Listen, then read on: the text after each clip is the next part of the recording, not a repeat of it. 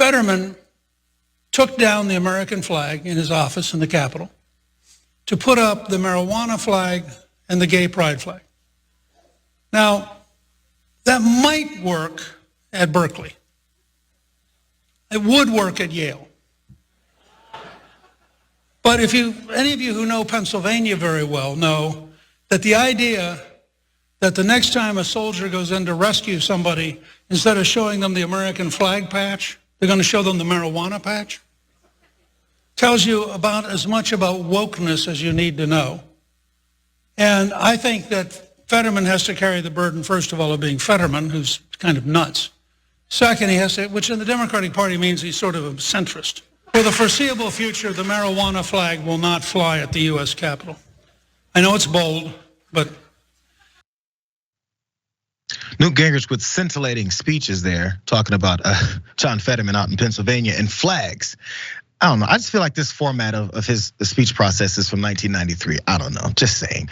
Anyway, he's upset because John Fetterman unfurled marijuana and gay rights flags, also trans rights flags as well, and they're very upset about it. How dare he? And he also claimed that he took the US flag down in favor of the LGBTQ flags and that marijuana flag that we see there draped in front of him. So one part about this flag issue that we're talking about with Newt Gingrich is that the Republicans, which as we know, they pride themselves on free speech, they have a law in place barring the hanging of these flags because that's America.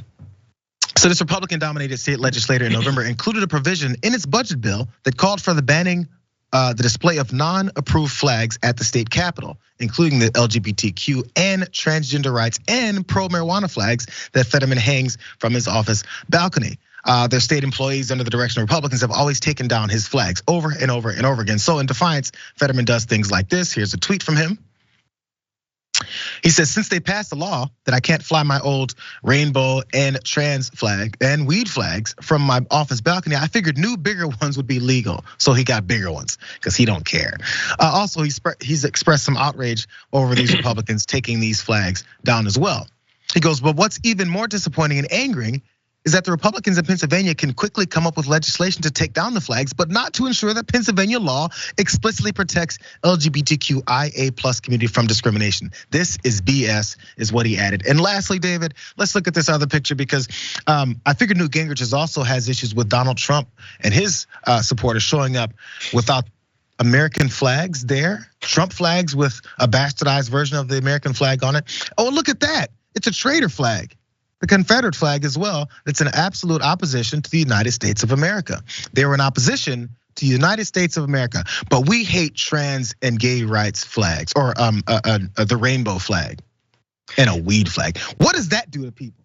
Yeah, Newt Gingrich is more concerned about the sanctity of flags, I suppose, and certainly the sanctity of marriage. I mean, he's been divorced, 2 times? He divorced one of his wives while she was in the hospital battling cancer.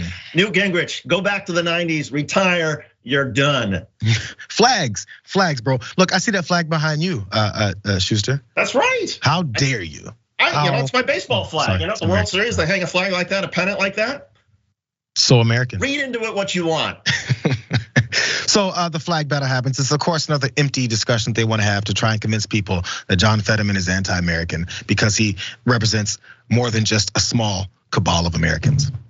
At least he represents Pennsylvania, unlike Dr. Oz, who doesn't even live in the state. Look, Republicans have a huge problem in the Senate race, and they know it.